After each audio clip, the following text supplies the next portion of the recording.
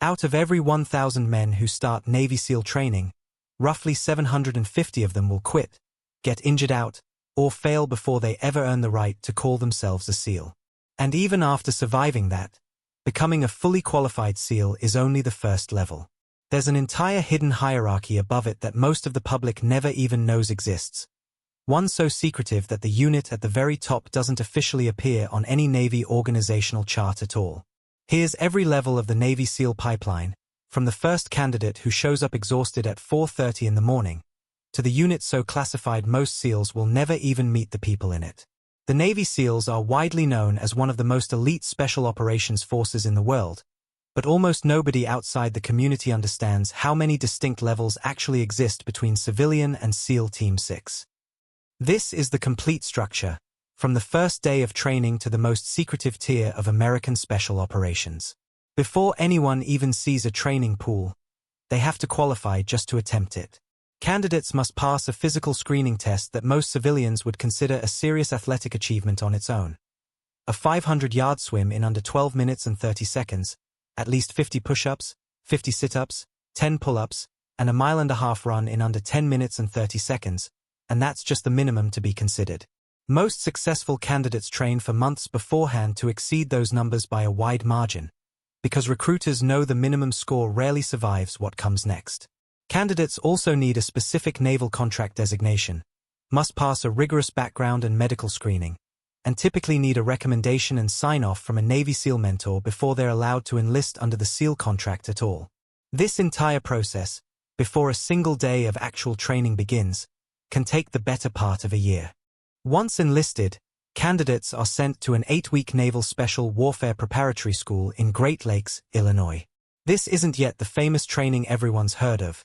It's designed to bridge the gap between whatever physical condition a recruit arrived in and the baseline fitness level actually required to survive the real training that follows. Recruits run daily timed swims, calisthenics, and obstacle coursework, and their scores are tracked constantly. Anyone who can't consistently hit rising fitness benchmarks over the 8 weeks is dropped from the pipeline before they ever reach the training that made the SEALs famous. A quiet, unglamorous filter that eliminates a significant percentage of candidates before the cameras and legends even come into the picture. And prep school is considered the easy part.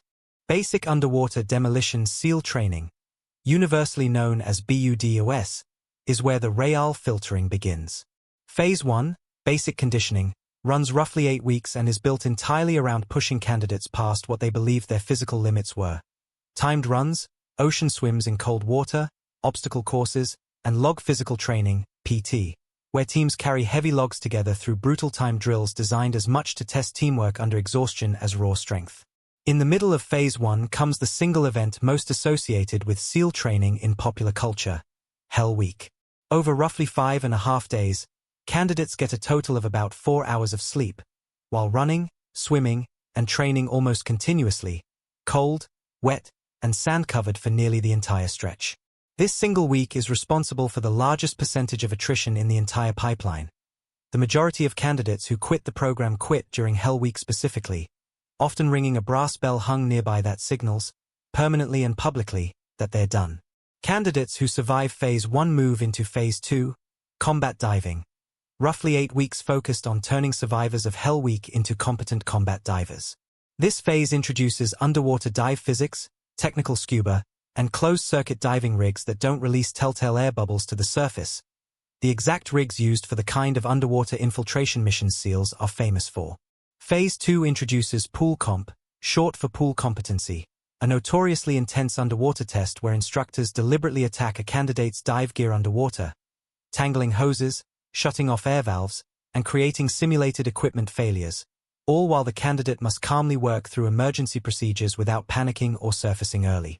Panic underwater, in a real combat dive scenario, can be fatal, so this test isn't optional theater, it's a direct simulation of a life-or-death skill, and candidates who can't pass it are dropped regardless of how well they performed in every other phase. The final roughly 9-week phase of BUDS shifts to land warfare fundamentals.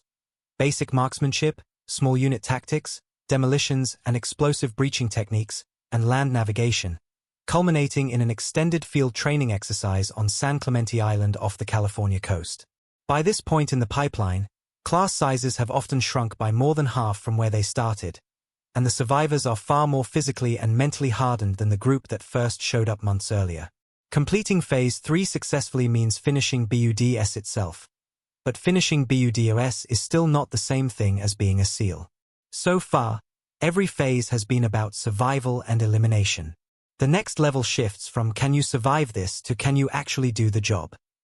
After BUDS, graduates move to roughly 26 weeks of SEAL qualification training, commonly called SQT, where the focus shifts from pure attrition to building actual operational skills. Static line and military freefall parachute qualification, advanced weapons handling and marksmanship, small unit tactics at a much higher level, combat medicine, cold weather survival training, and language and cultural training relevant to likely deployment regions. Attrition still happens here, but it's driven far less by physical failure and far more by performance standards. Candidates are now expected to operate at a tactical proficiency level closer to what an actual deployed SEAL platoon requires. And those who can't meet that bar, even after surviving all of BUDOS, can still be dropped from the pipeline at this stage. Only after successfully completing SQT does a candidate receive the Special Warfare Insignia, universally known as the Trident, or informally as the Budweiser pin, due to its resemblance to the beer company's eagle logo. This is the moment a candidate officially becomes a United States Navy SEAL, typically somewhere between 1 and 2 years after they first enlisted under the SEAL contract, depending on scheduling and any recycled training phases along the way.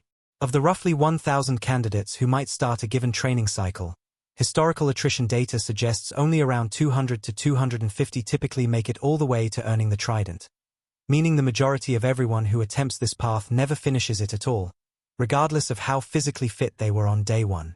Newly minted SEALs are assigned to one of several standard-numbered SEAL teams, each with a specific geographic area of responsibility and specialized regional focus, based on current force needs.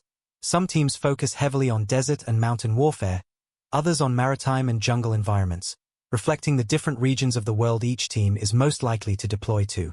New SEALs typically spend their first operational years going through unit-level training cycles and deployment rotations within a standard team, building real-world operational experience in a conventional special operations unit, gaining the deployment history and reputation within the community that some, though far from all, will eventually use to apply for the most selective units above them. A smaller, more specialized track exists within the SEAL team structure. SEAL delivery vehicle teams, which operate specialized underwater vehicles used to covertly transport combat divers over long distances, launched from submarines or surface vessels. Operators assigned to these teams undergo additional advanced diving and vehicle-specific training beyond standard SEAL qualification, specializing in one of the most technically demanding and least publicly understood mission sets in the entire community. This track represents one of several possible specialization paths a SEAL can pursue after earning the Trident and gaining operational experience, alongside options like Sniper School, Breacher Qualification, Joint Terminal Attack Controller Certification, and various language and foreign internal defense specialties.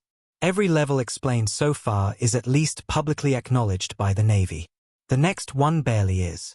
Beyond direct action operators, naval special warfare also includes dedicated combatant craft crewmen who operate specialized high-speed boats to insert and extract SEAL elements, and cultural support and enabler personnel who provide critical intelligence, communications, and support functions that direct action missions depend on but that receive far less public attention. These specialized support roles undergo their own distinct, demanding selection and training pipelines separate from standard SEAL training, and are considered essential, inseparable components of how naval special warfare actually operates as a complete system. The entire structure depends on far more coordinated moving parts than the operators the public usually pictures when they hear the word SEAL. At the very top of the entire naval special warfare structure sits a unit most Americans know only by its unofficial nickname, SEAL Team 6. Its actual designation, the Naval Special Warfare Development Group, or DEVGRU, functions as one of the U.S. military's primary counterterrorism and special missions units, operating under a level of secrecy far beyond standard SEAL teams. Selection for DEVGRU is only open to SEALs who've already earned the Trident and typically accumulated several years of operational deployment experience within a standard team first. There is no direct path into this unit for anyone, no matter how talented, without first proving themselves at every level below it. The selection process itself is deliberately unpublicized in detail, but is widely understood to include extended, grueling assessment courses testing not just physical capability, which candidates already have in abundance by this stage, but decision-making under extreme fatigue, adaptability to ambiguous and rapidly changing scenarios, and psychological resilience under conditions specifically designed to break down conventional thinking patterns. DEVGRU operators train continuously in close-quarters combat, hostage rescue, high-value target capture operations, and maritime counterterrorism at a level of realism and repetition most conventional military units never approach.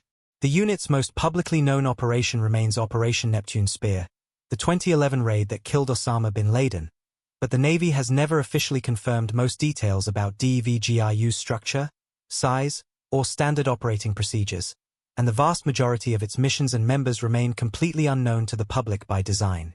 It represents not just the top level of the Navy SEAL pipeline, but arguably one of the most secretive and selective military units that exists anywhere in the world. From a candidate struggling through a 500-yard swim just to qualify for training, to an operator inside a unit the Navy won't officially discuss, the distance between the bottom and the top of this pipeline is almost impossible to overstate. Most people who attempt even the very first level never make it to the second, and the units at the very top are built from the small fraction who make it through every single level in between. If DEVGRU's secrecy is the part that surprised you most, you'll want to see our video breaking down every branch of U.S. Special Operations Command and how they all compare to each other. Drop a comment. Which level of this pipeline do you think you could actually survive? Subscribe to the Paint It so you don't miss it.